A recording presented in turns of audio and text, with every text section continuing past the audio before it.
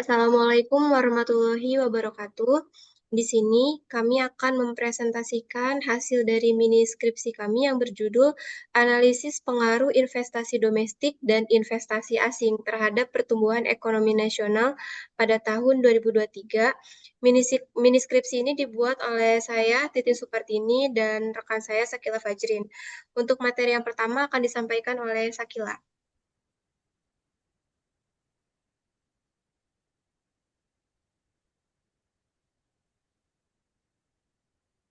Baiklah, di sini kita akan mulai dengan mengapa penelitian ini penting. Kita semua tahu bahwa pertumbuhan ekonomi adalah cerminan utama keberhasilan pembangunan suatu negara.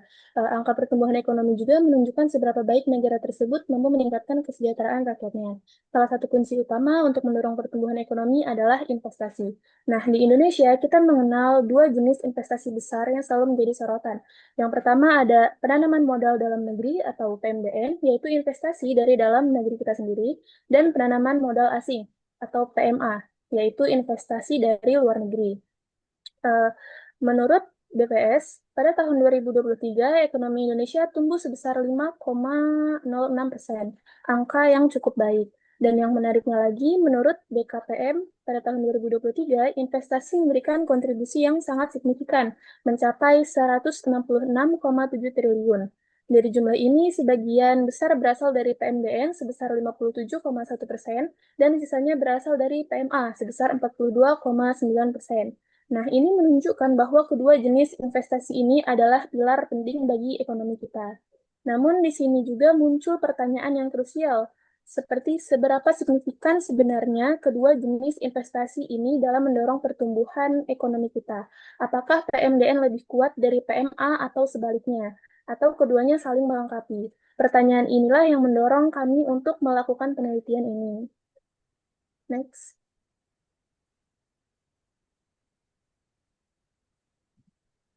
Nah, dari latar belakang tersebut, kami merumuskan beberapa pertanyaan yang menjadi inti dari penelitian kami.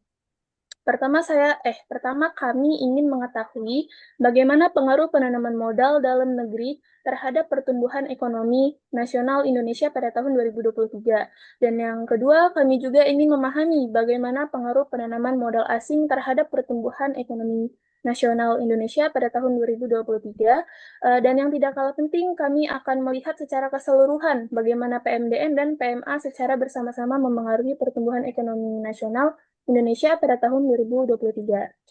Eh, Tentu saja rumusan masalah ini sejalan dengan tujuan penelitian kami. Tujuan penelitian kami adalah untuk menganalisis pengaruh penanaman modal dalam negeri terhadap pertumbuhan ekonomi nasional Indonesia pada tahun 2023, kemudian menganalisis pengaruh penanaman modal asing terhadap pertumbuhan ekonomi nasional Indonesia pada tahun 2023, dan untuk mengetahui pengaruh secara bersama-sama antara PMDN dan PMA terhadap pertumbuhan ekonomi nasional Indonesia pada tahun 2023. Next. Lalu, apa manfaat dari penelitian ini? Kami berharap penelitian ini dapat memberikan kontribusi, baik secara teoritis maupun praktis. Secara teoritis, penelitian ini diharapkan dapat menambah wawasan kita tentang hubungan antara PMDN, PMA, dan pertumbuhan ekonomi. Nah, dengan data terbaru tahun 2023, ini akan memberikan gambaran empiris yang lebih akurat tentang efektivitas investasi sebagai penggerak ekonomi. Dan tentu saja ini bisa menjadi referensi bagi penelitian-penelitian selanjutnya dengan pendekatan atau periode yang berbeda. Secara praktis, kami juga berharap penelitian ini dapat menjadi masukan berharga bagi pemerintah. Hasilnya bisa digunakan sebagai dasar untuk mengevaluasi dan juga merencanakan kebijakan investasi yang lebih tepat sasaran. Selain itu, ini juga bisa memberikan pemahaman yang lebih bagi para pelaku investasi terhadap pertumbuhan ekonomi, sehingga mereka bisa mengambil keputusan yang lebih strategis.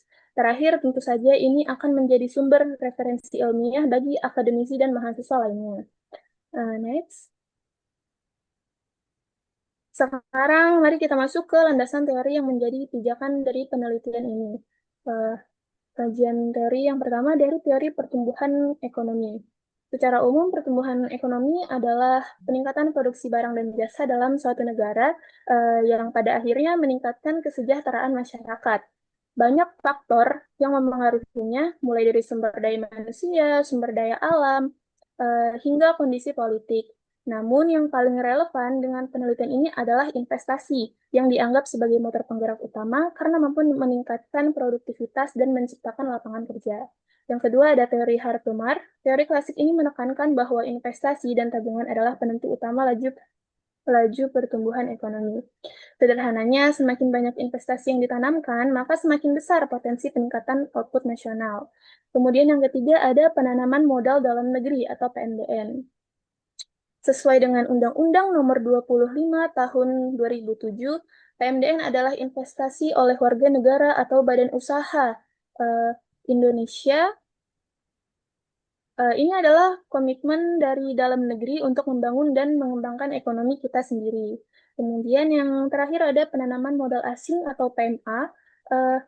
PMA adalah investasi yang dilakukan oleh eh, entitas atau perusahaan dari luar negeri dengan tujuan utama memperoleh keuntungan. PMA itu tidak hanya membawa modal finansial, tetapi seringkali juga membawa teknologi baru, keahlian manajerial, dan akses pasar global yang tentu sangat bermanfaat bagi pertumbuhan ekonomi. Next. Selain teori, kami juga meninjau penelitian-penelitian terdahulu yang relevan. Tinjauan ini sangat penting untuk melihat bagaimana penelitian serupa telah dilakukan dan apa saja temuan-temuannya. Yang pertama, penelitian yang dilakukan oleh Rizal R. Manulang dan kawan-kawan pada tahun 2024. Penelitian ini menemukan bahwa baik PMDN maupun PMA berpengaruh positif dan signifikan terhadap pertumbuhan ekonomi Indonesia. Namun PMDN disebut lebih dominan, khususnya karena kontribusi pada sektor strategis dan penciptaan lapangan kerja. Kemudian yang kedua ada penelitian dari Muhammad Nazir dan Ade Setyaningrum pada tahun 2023. Hasil temuannya menarik. PMDN memiliki pengaruh signifikan terhadap PDB, namun PMA tidak signifikan secara parsial. Hal ini sedikit berbeda dengan Manulang, mungkin karena perbedaan periode waktu penelitian.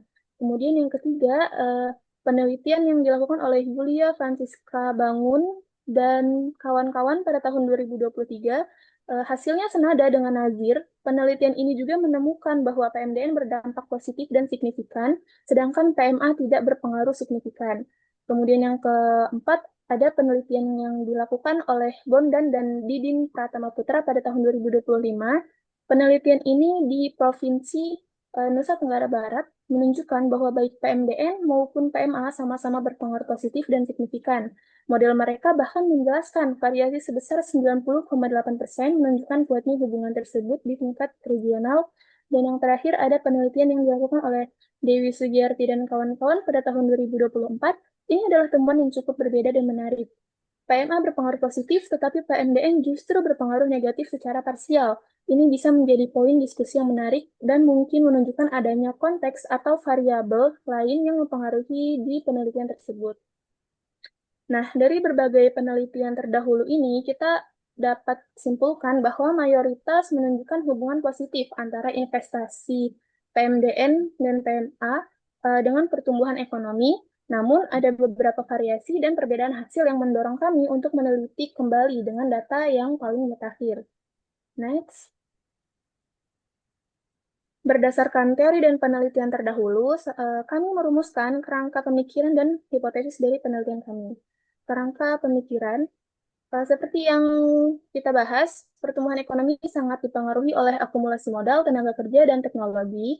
Nah, investasi baik PMDN maupun PMA adalah kunci di sini. Mereka berperan sebagai pendema karena meningkatkan kapasitas produksi dan membuka lapangan kerja. Dengan kata lain, investasi adalah mesin yang menggerakkan ekonomi. Konsep ini sejalan dengan teori Harald Domar yang menekankan bahwa investasi meningkatkan kapasitas produksi, juga sesuai dengan teori neoklasik yang menyatakan bahwa investasi tidak hanya menambah modal fisik, tetapi juga memfasilitasi transfer teknologi yang pada akhirnya mendorong pertumbuhan ekonomi jangka panjang. Maka dari itu, penelitian ini akan menganalisis secara mendalam pengaruh PMDN dan PMA terhadap pertumbuhan ekonomi nasional menggunakan data cross-section antar provinsi di tahun 2023. Berdasarkan kajian teori dan hasil penelitian terdahulu, maka hipotesis yang diajukan dalam penelitian ini adalah sebagai berikut. Yang pertama, H1, penanaman modal dalam negeri atau PMDN berpengaruh positif terhadap pertumbuhan ekonomi nasional Indonesia pada tahun 2023, dan H2, yaitu penanaman modal asing PMA berpengaruh positif terhadap pertumbuhan ekonomi nasional pada tahun 2023, dan H3, PMDN dan PMA secara bersama-sama berpengaruh positif terhadap pertumbuhan ekonomi nasional Indonesia pada tahun 2023. Bab selanjutnya akan disampaikan oleh rekan saya. Baik, selanjutnya yaitu metodologi penelitian. Yang pertama ada jenis dan sumber data. Penelitian kami menggunakan pendekatan kuantitatif, yaitu pendekatan yang menekankan pada pengolahan data numerik dan analisis statistik guna menguji hubungan antar variabel. Jenis data yang digunakan adalah data sekunder, yaitu data yang diperoleh secara tidak langsung melalui publikasi dan dokumen yang resmi yang telah dikumpulkan dan dipublikasikan oleh lembaga-lembaga terkait. Untuk data sekunder dalam penelitian ini bersumber dari berbagai instansi dan lembaga terpercaya, di antaranya yang pertama Badan Pusat Statistik, yaitu sebagai sumber utama kami dalam mencari data, karena di BPS ini kami membutuhkan data seperti laju pertumbuhan dan PMDN ataupun PMA. Untuk variabel dependen, yaitu pertumbuhan ekonomi, diambil dari PDB konstan 2010, dan untuk variabel independennya, yang pertama itu ada penanaman modal dalam negeri atau PMDN, dan variabel independen yang kedua, yaitu penanaman modal asing atau PMA. Alasan kami memilih data tersebut karena data ini merupakan data yang resmi dan juga terbaru dan dapat diakses oleh publik dan menjamin validitas dan reliabilitasnya. Selanjutnya, untuk objek dan ruang lingkup penelitian. Untuk objek penelitian, yaitu pertumbuhan ekonomi Indonesia pada tahun 2023. Untuk variabelnya, untuk variabel X, yaitu PMDN dan PMA. Dan untuk variabel Y, yaitu pertumbuhan ekonomi. Dengan menggunakan pendekatan makroekonomi, dan data kami merupakan data cross-section antar provinsi pada tahun 2023. Untuk cakupannya, kami tidak membahas tentang sektor investasi yang spesifik, dan juga kami tidak membahas variabel yang mencakup seperti inflasi, suku bunga, dan tenaga kerja. Selanjutnya, untuk metode analisis data, kami menggunakan regresi linear berganda untuk data cross-section. Tujuannya untuk mengetahui bagaimana pengaruh antara PMDN dan PMA terhadap pertumbuhan ekonomi melalui uji T dan uji F. Untuk model persamaannya yaitu Y sama dengan alfa plus beta 1 X1 plus beta 2 X2 plus error term. Selanjutnya untuk teknik pengumpulan data, kami menggunakan data sekunder dan sumbernya kami ambil dari BPS, yaitu data PDB per provinsi. Adapun sumber lain sebagai penunjang yaitu BKPM atau Kementerian Investasi untuk data PMDN dan PMA antar per provinsi. Untuk karakteristik datanya sendiri yaitu bersifat resmi, publik, terverifikasi, dan dapat dipertanggungjawabkan, dan juga sesuai untuk pendekatan kuantitatif berbasis angka dan objektivitas. Alasannya karena data sekunder ini efisien waktu dan cukup relevan untuk analisis statistik dan pengujian hipotesis ilmiah. Selanjutnya, teknik analisis dan pengujian. Pendekatannya yaitu kuantitatif berbasis regresi. Software yang kami gunakan adalah Ifuse 13, di mana software tersebut cocok untuk data cross-section dan juga uji statistik empiris. Untuk pengujian pertama, kami menggunakan regresi linear berganda yang bertujuan untuk mengetahui pengaruh PMDN dan PMA terhadap pertumbuhan ekonomi.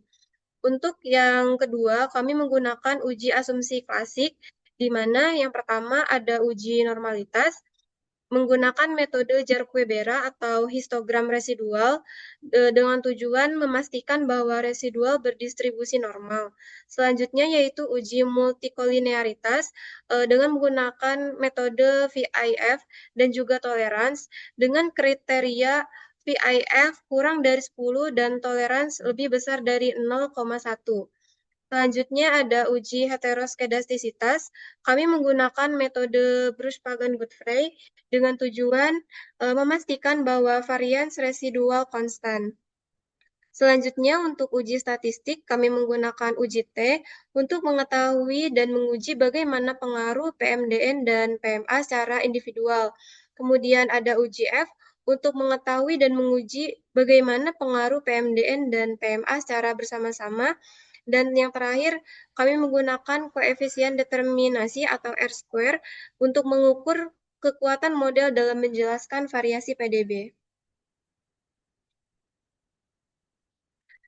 Bab selanjutnya yaitu hasil dan pembahasan. Yang pertama, dari hasil regresi dapat kita ketahui untuk nilai konstanta, jika PMDN dan PMA sama dengan 0, maka PDRB diperkirakan 4,77% signifikan dengan p-value 0,0,000.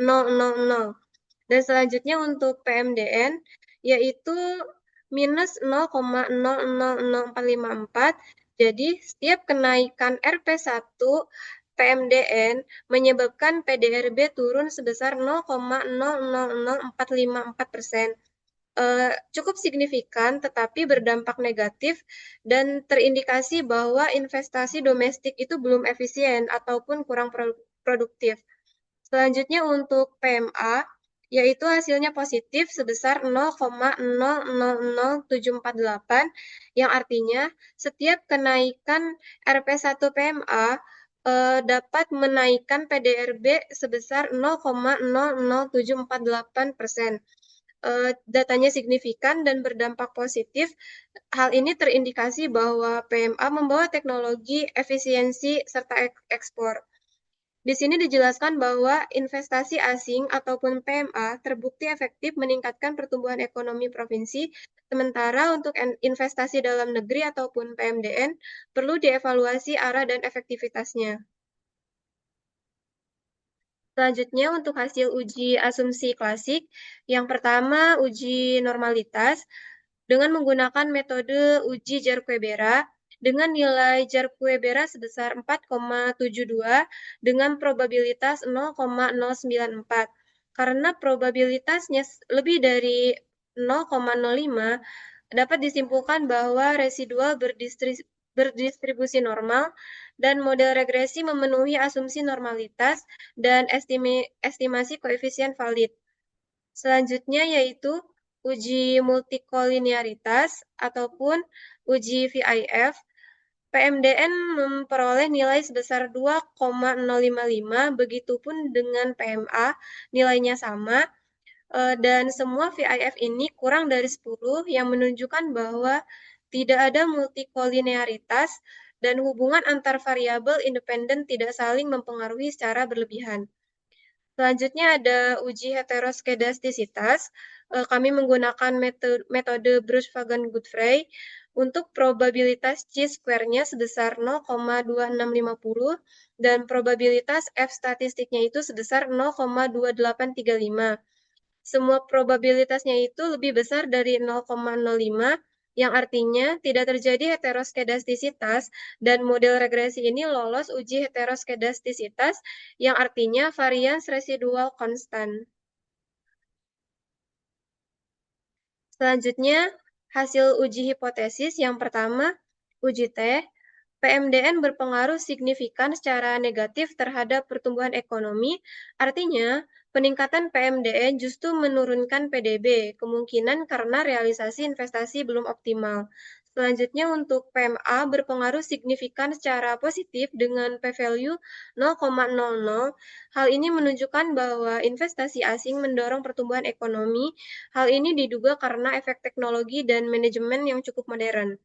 Selanjutnya untuk uji F, PMDN dan PMA secara bersama-sama berpengaruh signifikan terhadap pertumbuhan ekonomi dengan p-value 0,00014, yang artinya kedua jenis investasi ini penting bagi PDB nasional.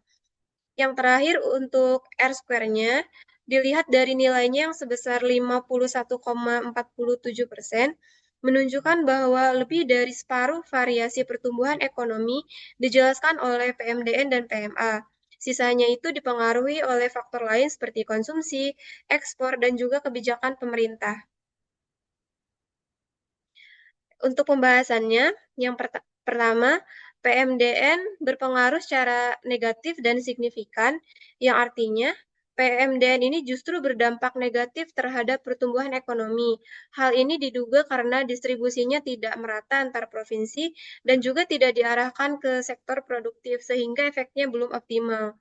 Yang kedua, untuk PMA berpengaruh positif dan signifikan, yang artinya PMA berkontribusi positif terhadap pertumbuhan ekonomi. Hal ini didukung oleh alih teknologi, manajemen modern, dan orientasi ekspor dari investor asing. Selanjutnya, PMDN dan PMA berpengaruh bersama-sama. Keduanya itu signifikan terhadap PDB, artinya sinergi antara investasi domestik dan asing itu cukup untuk mendorong pertumbuhan ekonomi nasional secara optimal.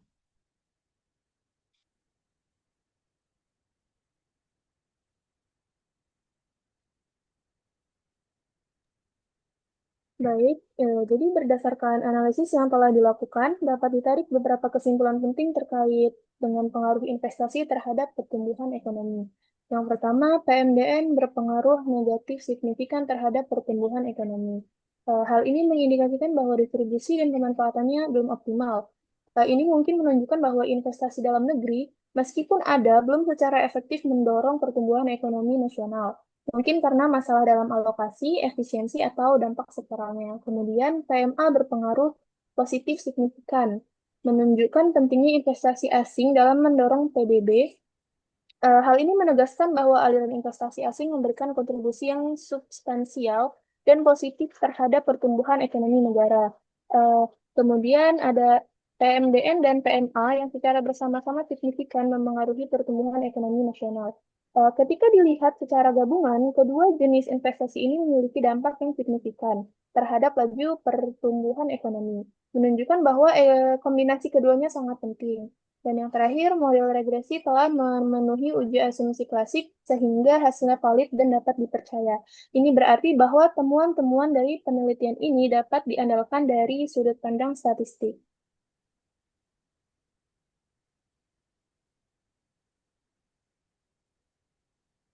Adapun saran Berdasarkan Adapun saran yang mungkin dapat kami berikan, yang pertama itu evaluasi PMDN yang perlu diarahkan ke sektor produktif dan perlu diawasi pada saat realisasinya. Kemudian mendorong PMA dengan cara memperbaiki iklim investasi, baik itu perizinan, insentif, dan kepastian hukum. Selanjutnya, sinergi PMDN dan PMA. Kombinasi keduanya itu cukup penting untuk melanjutkan pembangunan ekonomi. Dan yang terakhir, untuk penelitian lanjutan, mungkin baik peneliti selanjutnya dapat menyertakan variabel lain seperti infrastruktur dan pendidikan. Sekian presentasi dari proposal mini skripsi kami. Kurang lebihnya kami mohon maaf. Kami akhiri. Wassalamualaikum wassalamualaikum warahmatullahi warahmatullahi wabarakatuh. wabarakatuh.